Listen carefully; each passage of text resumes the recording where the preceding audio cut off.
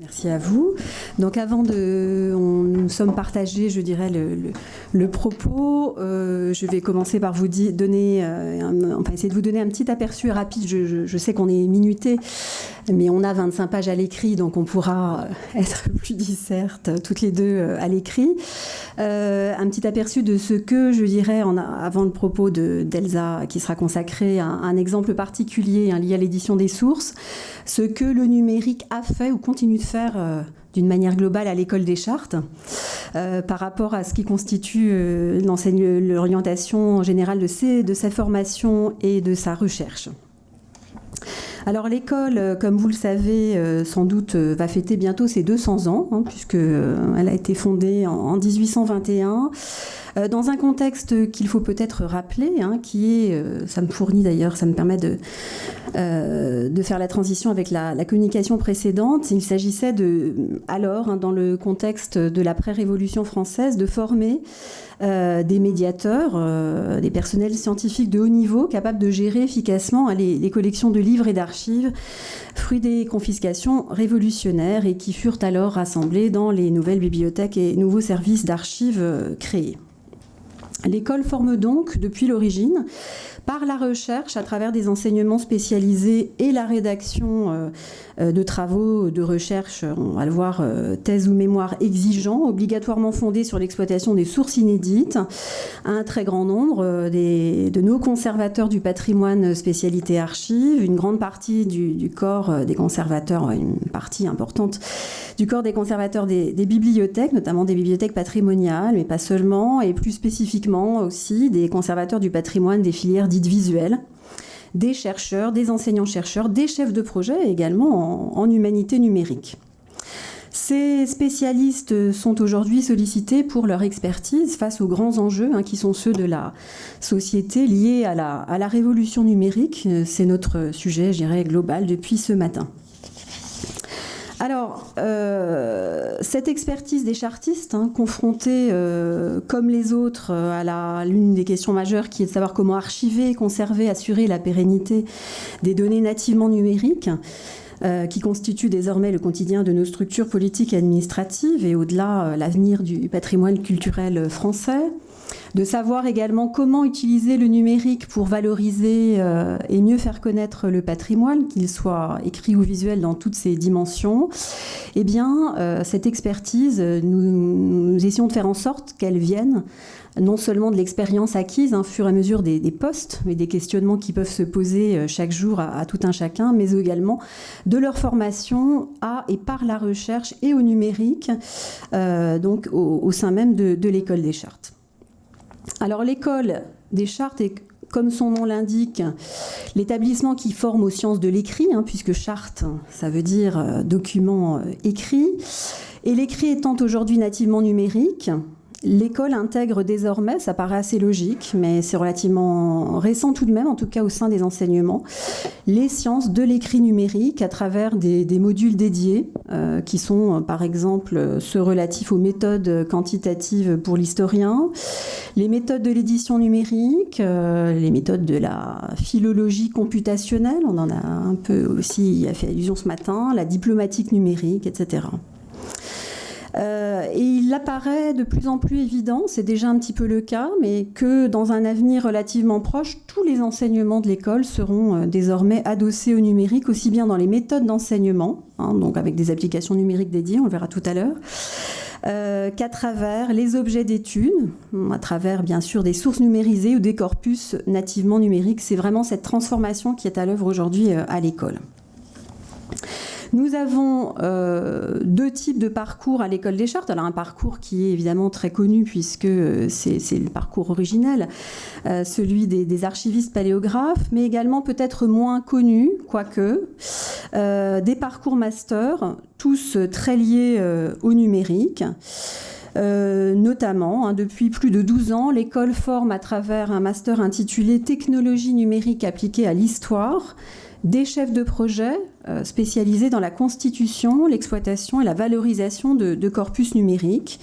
Master qui forme chaque année à peu près une vingtaine d'étudiants qui sont tous employés au sortir de leur formation, puisque effectivement ces problématiques, on le sait, sont celles extrêmement actuelles de notre société. Et depuis presque 2 ans, c'est plus neuf, mais l'école pilote également, alors avec d'autres établissements, mais c'est elle qui, je dirais, mène la danse, puisqu'elle a la responsabilité administrative et pédagogique de ce master,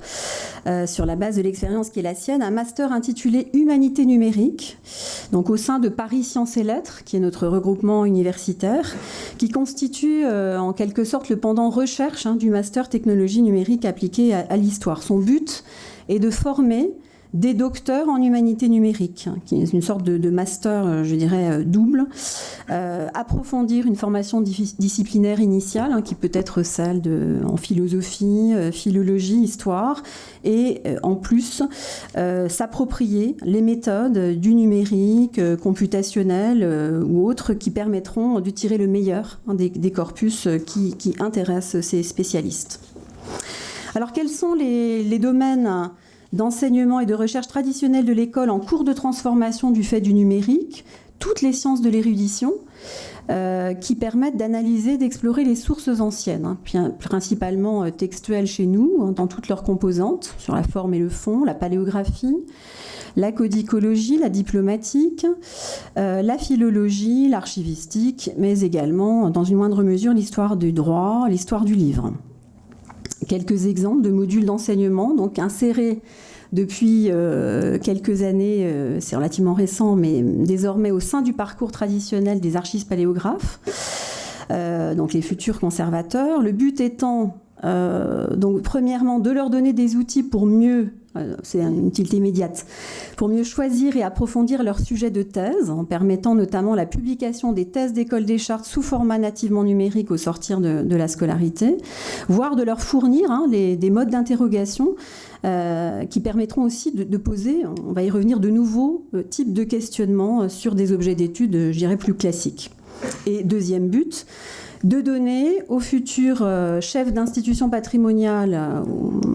à ces chefs d'institutions patrimoniales qu'ils seront, à ces directeurs de services ou directeurs adjoints,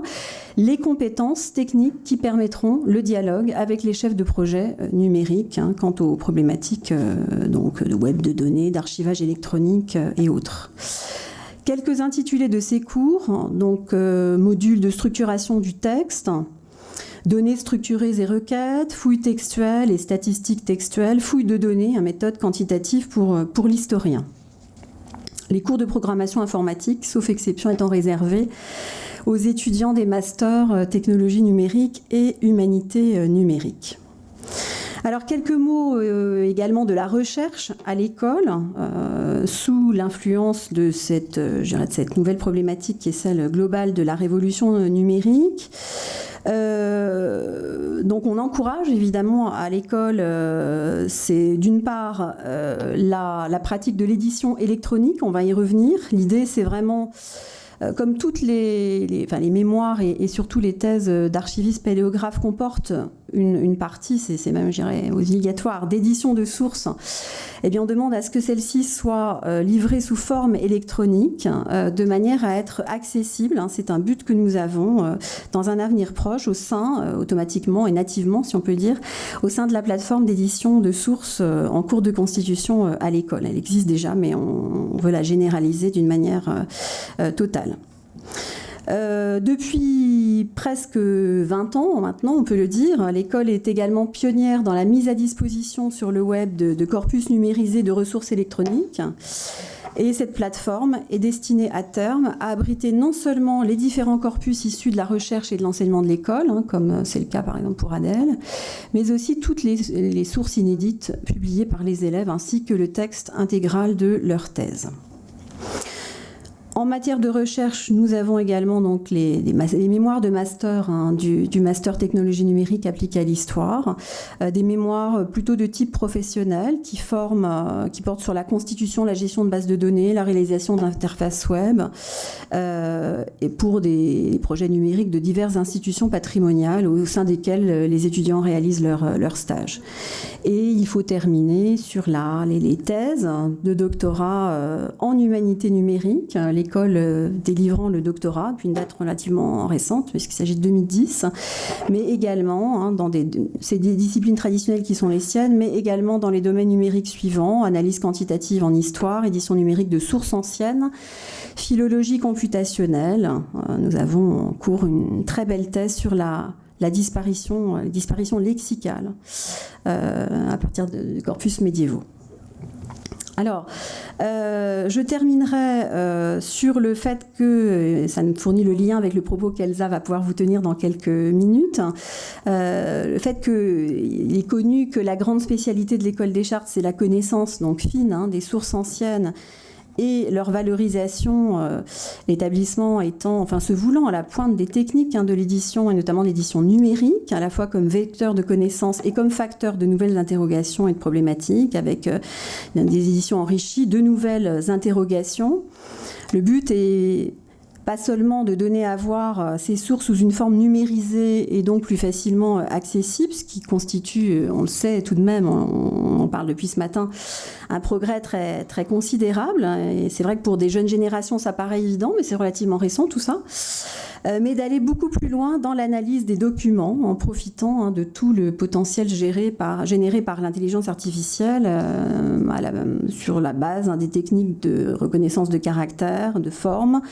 le brassage des données multiples, l'analyse quantitative des données, la création, l'alimentation de corpus patrimoniaux partagés, ce qu'on appelle le crowdsourcing. Voilà, donc l'ensemble, peut-être quelques mots pour vous dire que l'ensemble de ces projets de recherche, qu'il s'agisse des travaux des professeurs, des élèves,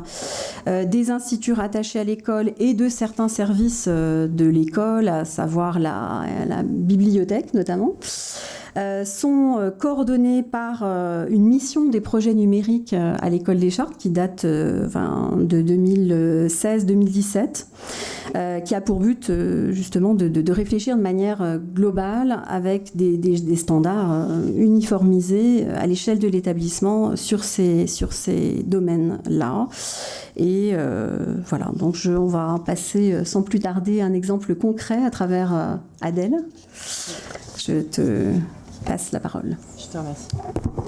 Juste quelques mots, et pour compléter ce que tu viens de dire, Michel, sur le fait que depuis 2 ans, en effet, le numérique à l'école des Chartes s'adosse à la conception et à la mise en œuvre d'une nouvelle infrastructure numérique, une infrastructure numérique donc qui, bien entendu, capitalise sur ce qui existe déjà comme interface, puisque l'école a été pionnière dans le domaine de l'édition numérique des sources primaires de l'histoire pour des usages à la fois pédagogiques et heuristiques. C'est notamment, cela s'incarne dans les interfaces TELEM, on y reviendra en ce qui concerne Adèle, puisque c'est l'ancêtre en quelque sorte, et bien entendu ELEC, qui est un ensemble de bases de données qui présentent des corpus de texte avec toujours une confrontation entre l'image de l'original et des transcriptions qui, pour beaucoup, sont de nature collaborative. Donc ces deux têtes continuent d'être deux pivots et deux colonnes sur lesquelles l'infrastructure numérique de l'école vise à se développer. Se développer, évidemment, grâce au concours de la mission projet numérique qui coordonne l'ensemble de ces projets et qui veille à ce que, sur la base de briques robustes, on va parler d'Adèle, on peut aussi parler du projet Correspondance, du côté de l'édition et de l'édition collaborative, des briques sur lesquelles va pouvoir se construire un ensemble d'applications dédiés justement à la valorisation de ces sources et à leur mise à disposition et aux usages évidemment, je dirais, qui renvoient aux traditions, enfin aux domaines traditionnels de l'école et qui sont des usages pédagogiques. Juste un mot donc sur les grands ancêtres, pas si anciens que ça, mais quand même, voilà, une quinzaine d'années en avant. TELEM, donc technique pour l'historien en ligne, études, manuels, exercices, bibliographie, qui voilà, est une interface développée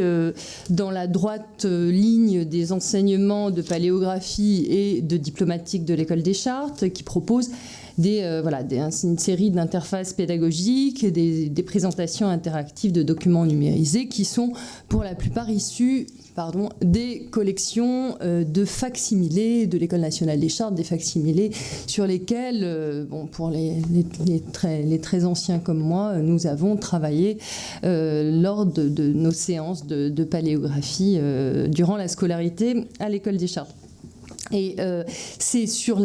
évidemment la base de code de cette interface TELEM que aujourd'hui, alors, est développée après une phase de test et pour une mise en production dès la rentrée prochaine, l'interface ADEL. Donc un développement actualisé de TELEM, mais qui vise à étendre le champ des corpus qui seront présentés et sur lesquels l'application pédagogique, l'interface pédagogique pourra véritablement être efficiente. Donc une extension dans le temps, en matière de prisme chronologique embrassé, une extension spatiale, puisque cet album, pardonnez-moi l'acronyme, je ne l'ai pas développé, album de diplomatique électronique en ligne, a vocation à s'étendre dans une perspective vraiment comparative assumée à des corpus d'actes qui ressortissent à d'autres aires géographiques que celles qui étaient traditionnellement traitées dans le cadre de TELEM. Une extension également typologique de l'interface, puisque ADEL va concerner non seulement des actes, mais aussi des copies, des brouillons, un certain nombre de types de documents qui n'étaient pas présents dans l'interface ADEL. Donc cette première brique robuste de l'infrastructure numérique de l'École nationale des chartes, elle se conçoit comme une sorte aussi de bac à sable qui permet de réfléchir à d'autres et faire plus que réfléchir, puisque parallèlement, donc une application dédiée à l'édition des correspondances. Alors, avec le soutien du Comité des travaux historiques et scientifiques, est en cours de phase de test sur la base d'un corpus numérisé d'édition ancienne et qui concerne donc ce corpus, les lettres de Catherine de Médicis, avec toujours en tête l'idée que ce qui est développé comme API, comme interface, pourra servir à l'extension de cet outil à d'autres sous-corpus, et que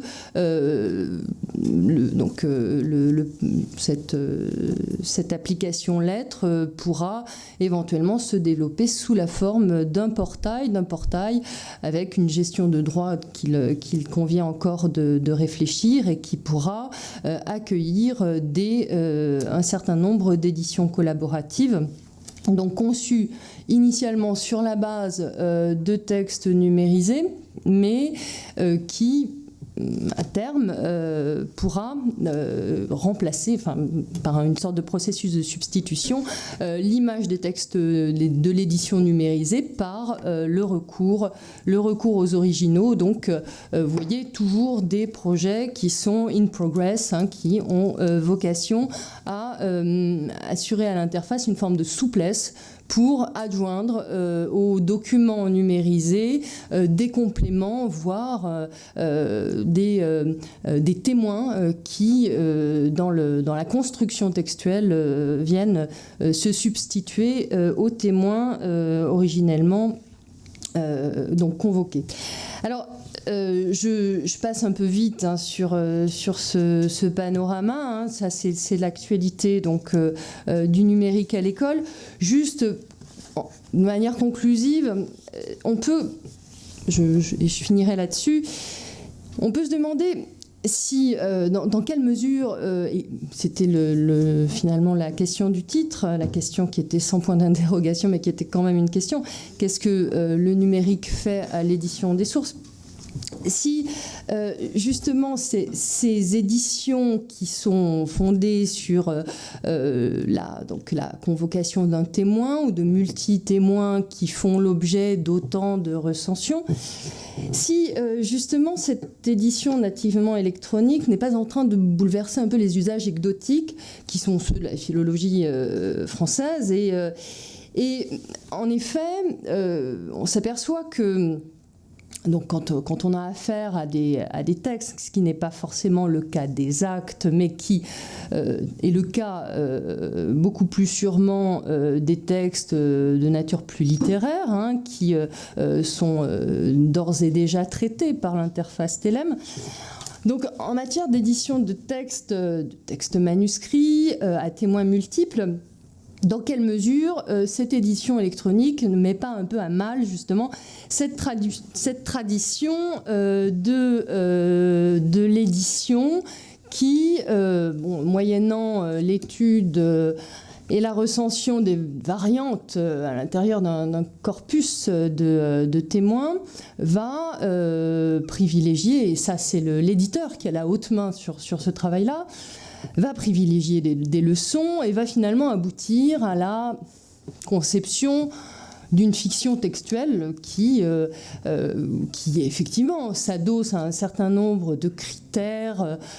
discriminants appliqués à l'étude des leçons, hein, critères de cohérence et de correction formelle, orthographique, syntaxique, métrique et autres, mais qui au final, voilà, ne permet pas, lorsque on aboutit au produit tel qu'il est publié, hein, l'édition de texte avec la présentation dans la paracritique de quelques variantes, ne permet pas de se figurer, à proprement parler, ce que sont matériellement et au plan d'une cohérence textuelle l'ensemble des témoins qui permettent d'aboutir à ce résultat-là. Et de ce point de vue-là, l'édition électronique bouleverse un peu le paradigme parce que elle est précisément la possibilité, elle offre la possibilité de visualiser dans leur contexte textuel intégral l'ensemble de chacune de ces variances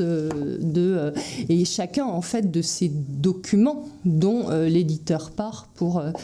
présenter son donc un état du texte donc ces méthodes de l'édition électronique en ligne à la fois offre la possibilité de capitaliser sur une approche matérielle plus fine des témoins et en même temps nous pose un certain nombre de questions et de problèmes quant à, par exemple, hein,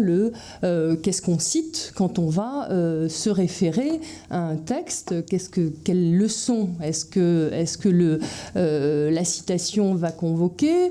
sur quelle leçon on va asseoir le choix d'une traduction. Donc tout cela, effectivement, et puis avec aussi la question de la capacité de ces éditions à se métamorphoser, à intégrer des nouvelles variantes. Donc on voit bien que voilà, l'édition électronique fait bouger, et j'en finirai là parce que nous sommes déjà un petit peu pressés par le temps, mais nous amène à revoir entièrement notre rapport au texte, notre rapport à la source, dans un sens qui privilégie en effet le document au détriment d'une construction qui est celle du texte. Merci.